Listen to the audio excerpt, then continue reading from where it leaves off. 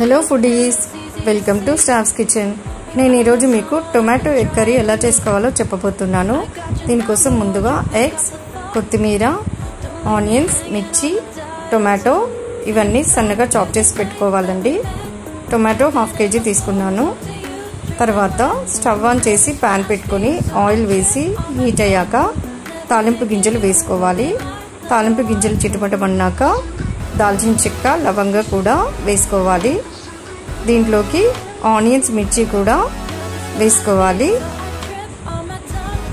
చూడండి, ఇలా ఆనియన్స్, మిర్చి వేసుకున్నాక ఒకసారి మిక్స్ అయ్యేలాగా కలుపుకోవాలి. పసుపు 1 స్పూన్ యాడ్ చేసుకోవాలి. అల్లం వెల్లుల్లి పేస్ట్ 1 స్పూన్ యాడ్ చేసుకోవాలి. టొమాటో కూడా యాడ్ చేసుకొని మొత్తం అంతా మిక్స్ అయ్యేలాగా ఇలా బాగా కలుపుకోవాలి. చూడండి, ఈ విధంగా కలుపుకోవాలి. సాల్ట్ 2 స్పూన్స్ యాడ్ చేసుకోవాలి. కారం 2 స్పూన్స్ యాడ్ చేసుకోవాలి.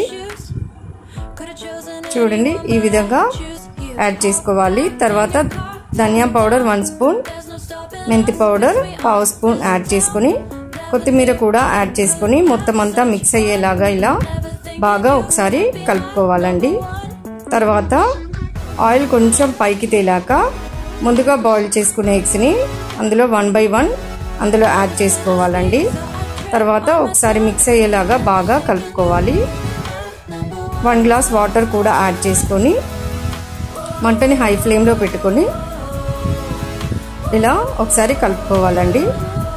చూడండి, ఇలా హై ఫ్లేమ్లో ఒక 10 మినిట్స్ ఉంచాక సిమ్ చేసుకొని 5 మినిట్స్ అలా కర్రీని ఇలా బాయిల్ చేసుకోవాలండి.